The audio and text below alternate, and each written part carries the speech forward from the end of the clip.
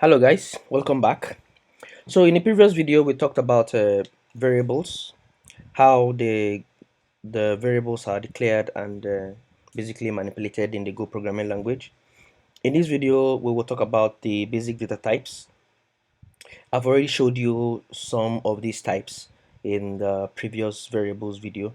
So this video will aim at explaining what they are and how they are generally represented in the Go programming language. So before I proceed, I'd like to fix a bug that I found out after I ended the previous video.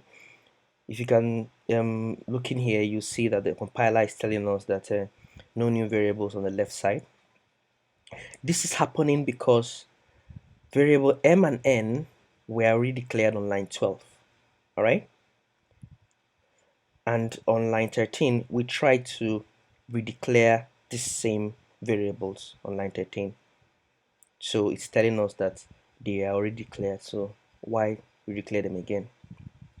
The easiest way to fix this would be to remove the colon and just use the assignment operators, and that should go away. So I'll go ahead and remove this call since it's no longer needed. So let's run that and see. All right, run. Come on. Yeah, so that works fine. Let me just prove to you. Let me just show you what we're actually doing here. So this statement here basically swaps these two variables by assigning the m variable with the n and assigning the n with the m. All right, so we'll go ahead and print out the initial values and the binary format. So this is just a bonus information. I just wanted you to see some really nice stuff that we can do with the printf function. You can look up the documentation if you want to learn more about this. Okay, so let's run the code again. Yeah, so as you can see, at first our m value was 10, and after the line 16 it's changed to 12. So we successfully swapped them using this very useful feature in Go.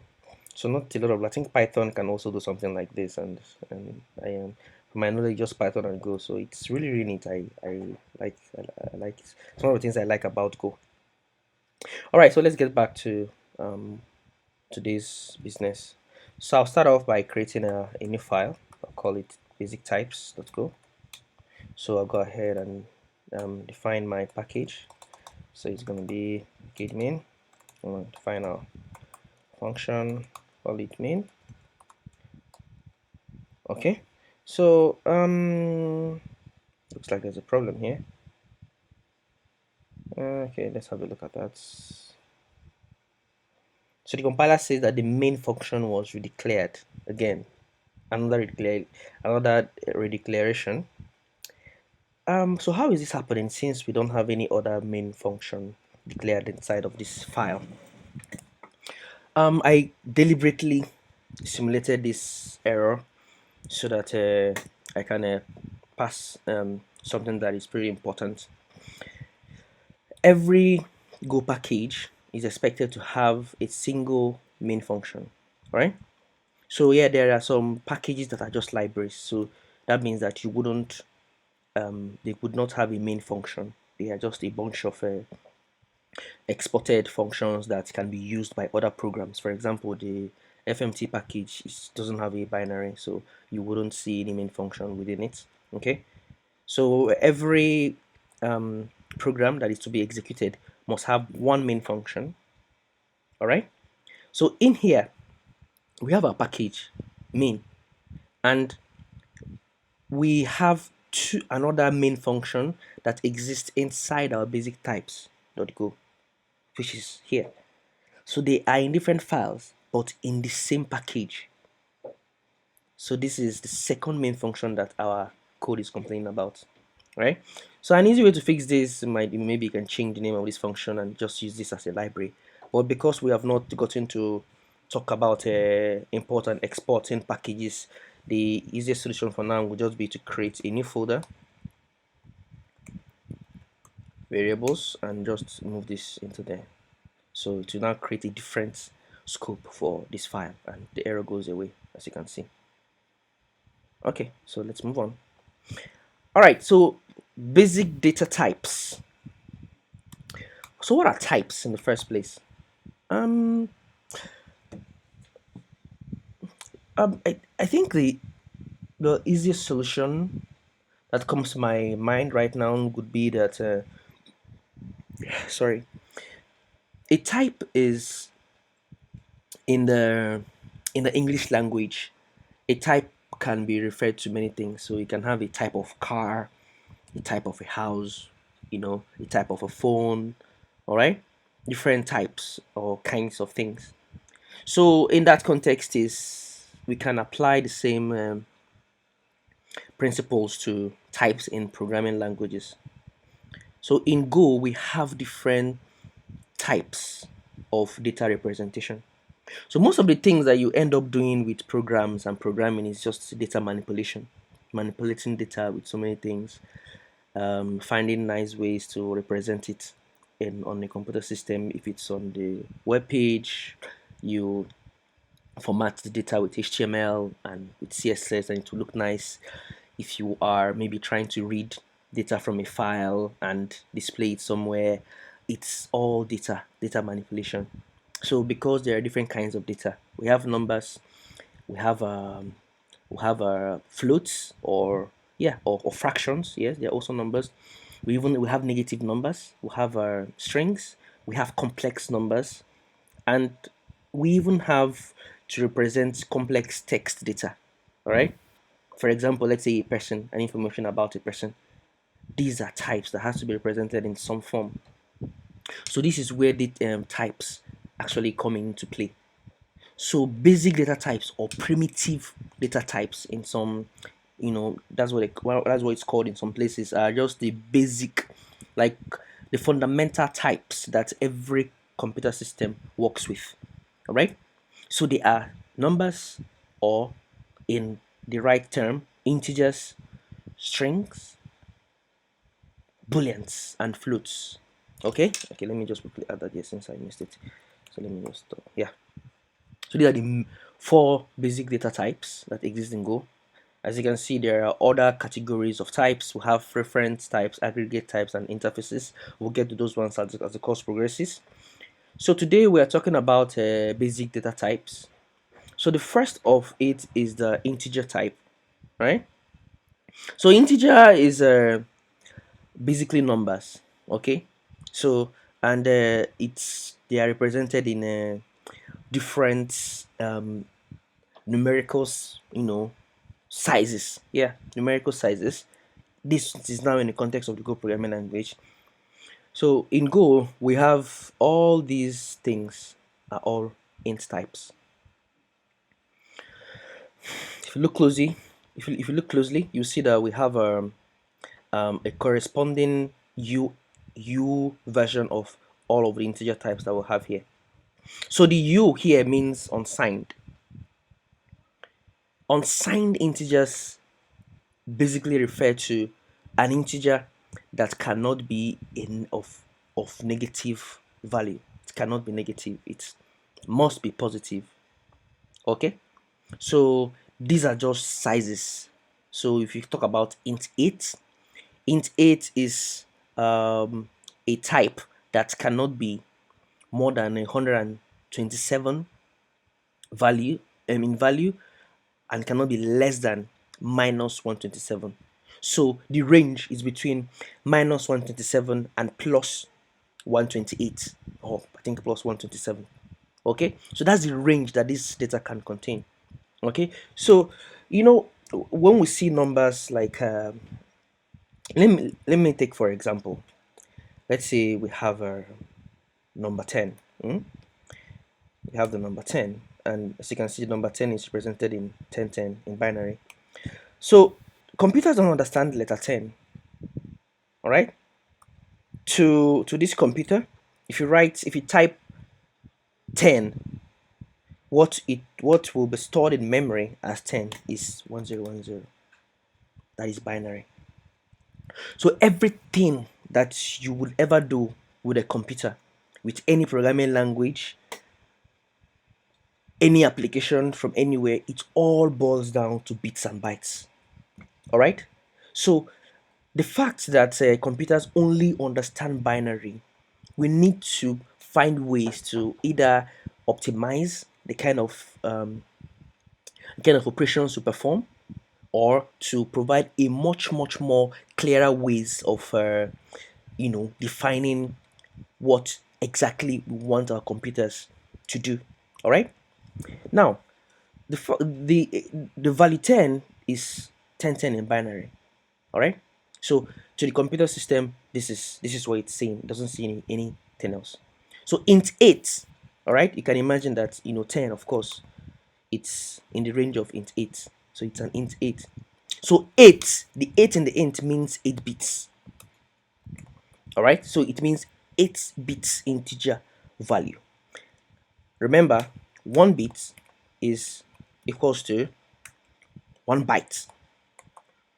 All right. So 8 bits. Sorry, 8 bits. I meant to say 8 bits. So 8 bits is equals to 1 byte. All right. So if you have things like maybe now um, 16 bits is 2 bytes, and so on and so forth. So if you observe closely, you see that all these things are in the multiples of 2 till 64. So your operating system is probably 64 bits. This is things like it's x86 64 bits system architecture. That just means that your operating system has the ability to interpret 64 bits, um, 64 bits length, um, um, bits data. All right, that's just what it is. That's like the most simplest way of saying it. So I don't want to go into details of that to avoid confusing you. But understand that the int 8 means 8 bits. So in the memory of your computer, and let's say that this is your memory, right? So this particular number 10 is going to be stored as this: 0 0 10 1 0 1 0 1 0. All right. So 1 2 3 4 5 6 7 8. So this is 8 bits representation of the number 10. All right. So yeah, as you can see, it is easily represented here without any trouble. All right. Now, what if we don't have a letter 10? Say what we have is letter 254. Okay. So what's the binary representation of 254?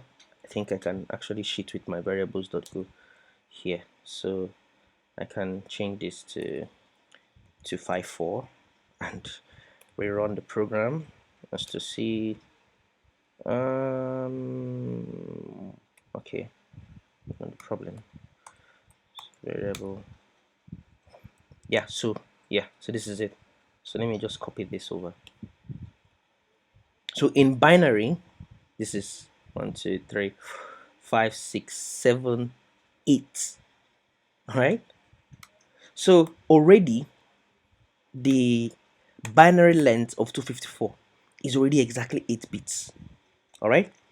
And in your computer memory, this is most likely going to be saved like this. Okay.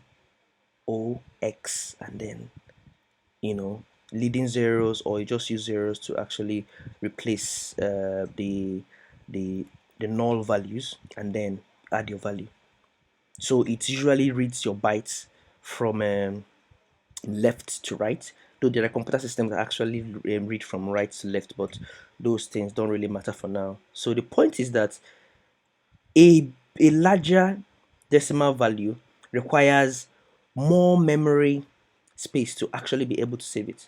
So let's just assume that we have the first bit part taken. So just some another thing that is important is that your computer memory is stored like stored in Unicode. So which means it's just 8 bits. So if I say uh, Unicode encoding, UTF-8 encoding. So UTF-8 encoding just means that everything is stored in 8 8 bits length, 8 bits length, stored in 8 bits, length formation. All right. So let's just say that we have these 2 bits already taken away from here, and we only have how many left? 6. Okay. So let's get rid of this. It now means that we'll have to have another. We have to add another.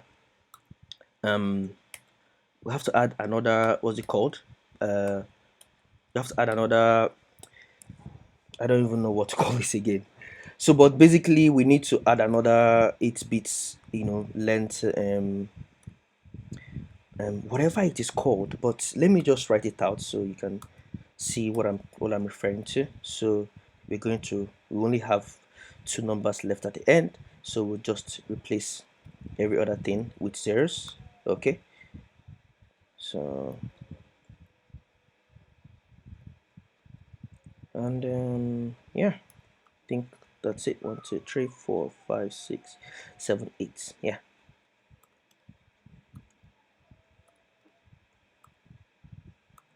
All right. So in your computer memory, there's something called, you know, leading zeros. Okay.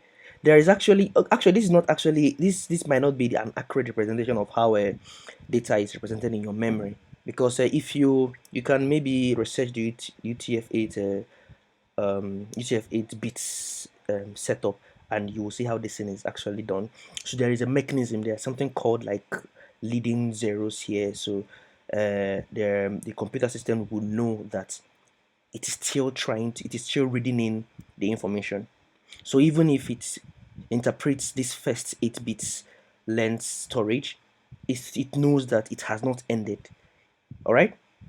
So I think they are called leading zeros. Although right now I'm going to have to do another research to figure out exactly how that happens. But those leading zeros are actually what tells the computer system that we are still reading in numbers. So when it after processing the first 8 bits, it says okay, this second one actually has so and so actually has a leading zeros. So I am going to continue reading it in. So it's going to read here and then replace this rest of the things. I think actually this one should come here.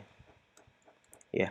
So every other thing will just be zero. So everything will read together and you get your two. So this is a very, very rough, probably not super accurate way to represent the number 54 in memory. So as you can see, our 8-bit integer size will not contain our 254 size of data. So this is where this cannot be an int 8. It has to be what? In 16. So when it's in 16, all right, it should work because in 16 means 2 bytes length. All right, so this is 2 bytes. Okay, so now this is very, very fundamental programming concepts that you don't really need to know any of these things. So I just wanted to show you guys, for those that are interested, you could learn from it, just know about it for a start. But all of these things, you don't absolutely don't need to know any of them. So I'm just going to go ahead and delete it. All right, just forget about it.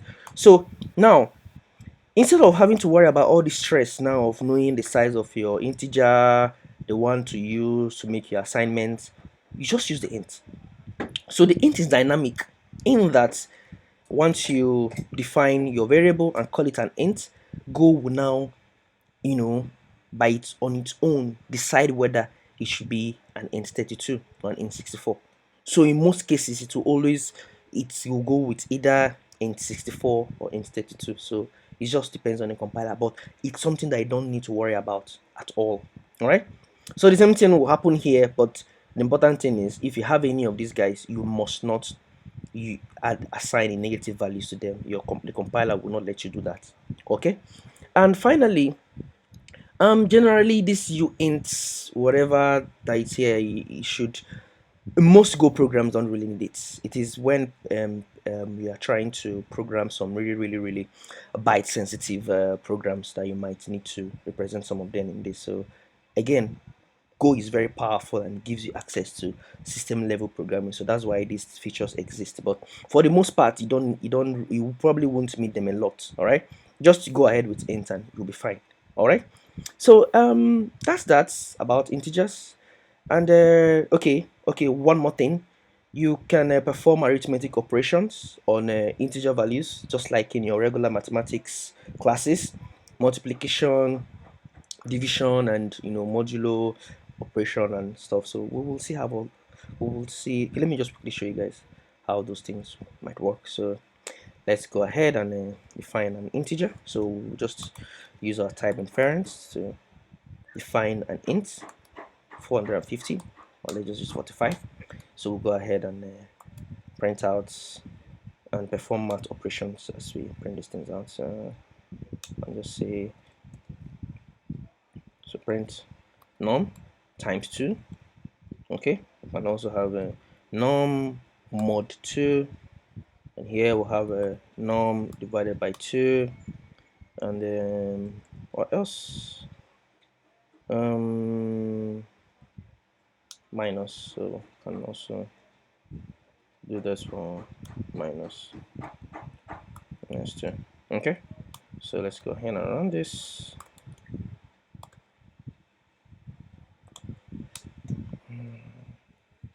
Yeah, so everything works fine. So yeah, I think that's it. And as time goes on, we're going to write more programs that will use this. We'll also write algorithms, and you get to practice and see possibilities. So we'll have bitwise operators. They are all here. We won't be talking about them, but if we have time along the during the course, we might do some bitwise operations. But yet again, there are those things that probably wouldn't meet so much unless you are maybe writing algorithms for interviews and all that stuff. So we'll have a type conversion in Go. So um like I said here, so as you can see, we defined a number and called it and flagged it to be an int 16, and here we try to assign an int 16 to a regular int. It will not work. All right, if you remember, I emphasized on during the last video that you must, whatever type that you declared, that must be that is what you must save in your new that is what you must add to the variable that you declared. Okay, so let me quickly correct this typo. So yeah, so you can also do type conversion. So because you have a compile error here, we cannot assign our int 16 to our basic int value. So we can go ahead and convert that into an integer value. And sorry, hold on. All right, sorry about that interruption. Okay, so yeah, so basically we can cast these our int 16 to our to the int type, and everything should work fine. Okay, now so let's talk about floats. So floating point numbers are basically fractions, or in I think in during our days of mathematics we call them decimal places, I think. Yeah, so yeah, in languages like Java you might see them called doubles. Okay, so in Golang we have float 32 and float 64. So it's the same principle that I explained when I was talking about int applies here.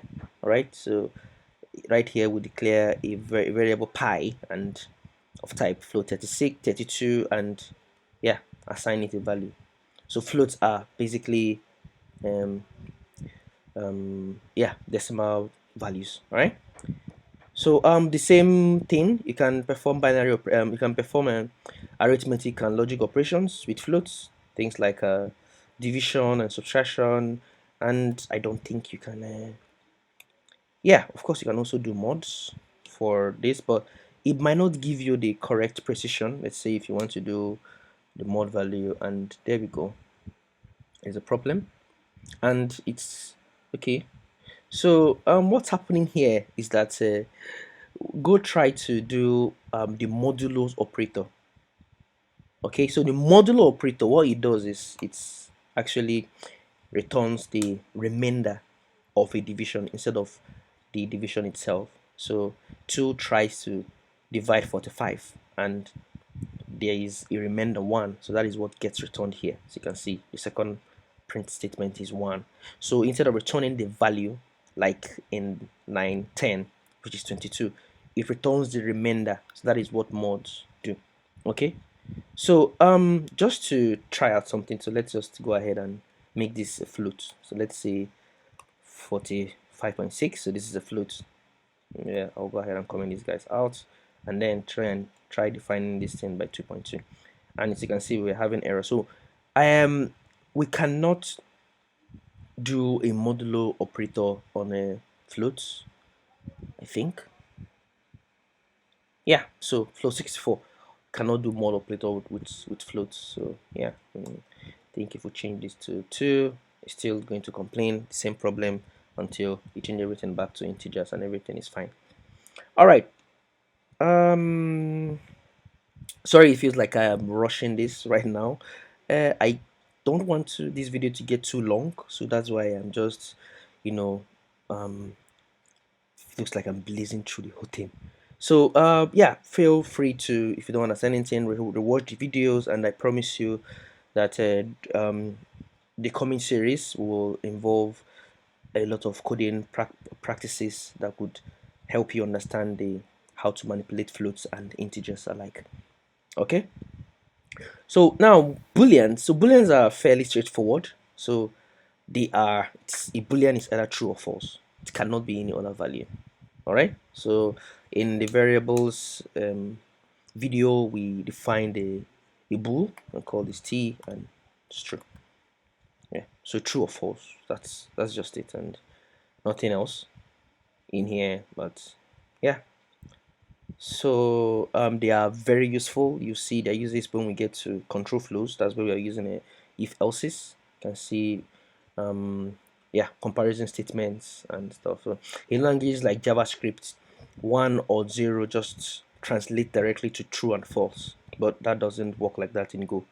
The Go compiler will complain if you try to do something like this. Okay, so strings are more complex than the data types we've talked about so far. So strings are immutable, right? And in Go, this is actually important that you understand these parts. Strings are treated, specially, somewhat specially in Go.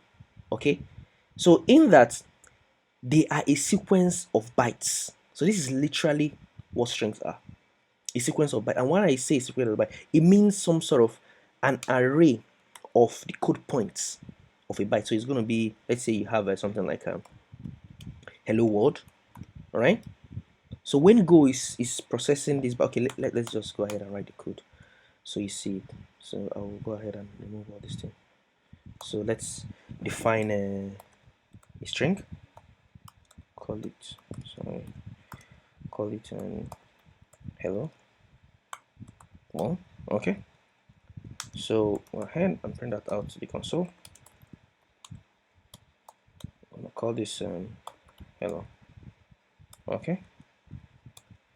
And then so let me change my folder and go on basic. Oh, pick one. So basic types. Hello world. That prints out nicely.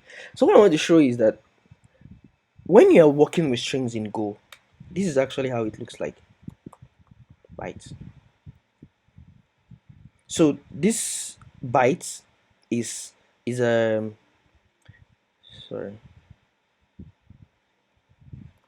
So this bytes is is a type in Go. Okay, it's a type in Go that means the code point value of an integer or of a text string.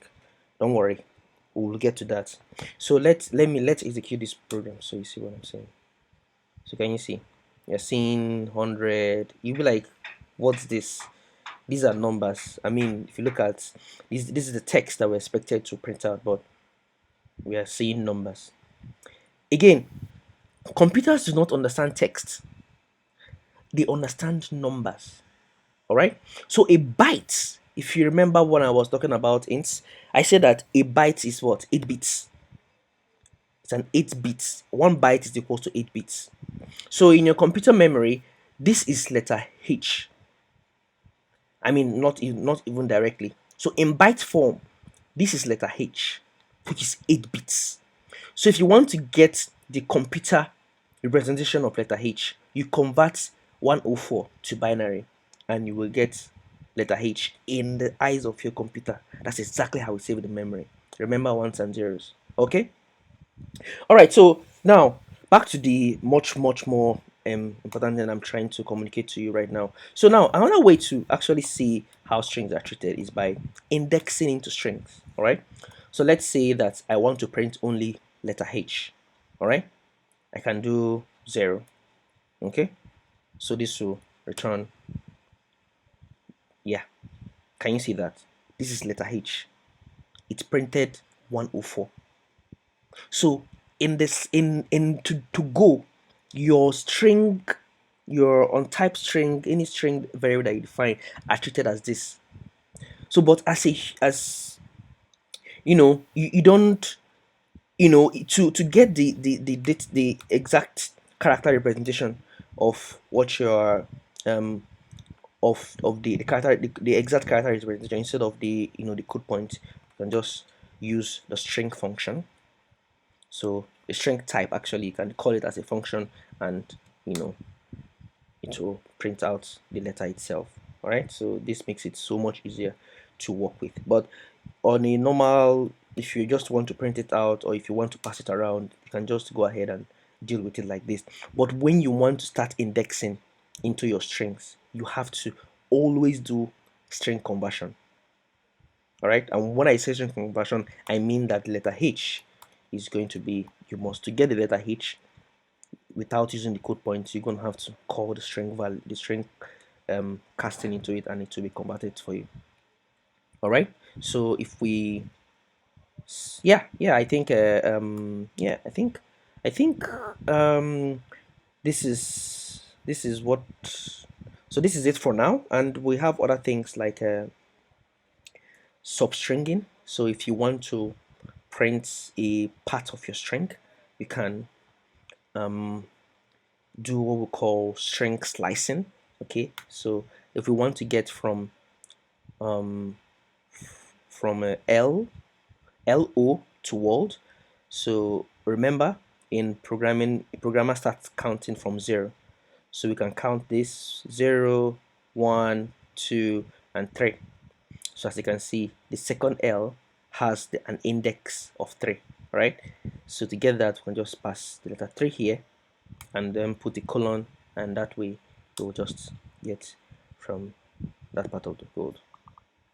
Okay, so yeah, so this is a little bit of light in slicing and what it means to indexing into strings and getting very specific parts of your string. And if you notice, I didn't have to call the string value to convert this, because when you use a string slice, by default println will convert it for you to real string. You don't have to bother about that. Even if you want to assign it to a variable, that is, what is still going to be. So if we do something like this and say if L equals to let's say low world,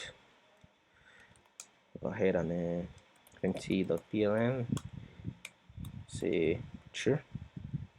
Okay, so remove that and run this code now.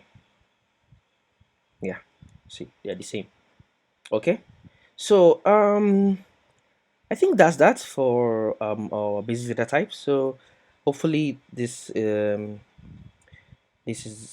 clearer than I'm thinking, because I just have a feeling that I didn't break these things down well enough. But please feel free to um, send me a message if you're confused, and don't feel overwhelmed, because This is it usually would feel like this at the start, and give yourself a little time. As time goes on, you get used to it and you'll be really thankful you did. Go is a very interesting first language to learn because it's going to force you to understand some things about bytes and encodings, and so many languages will not teach you this things like so many languages will not teach you to think about computer programming this way, especially think text representation and the bit part of it.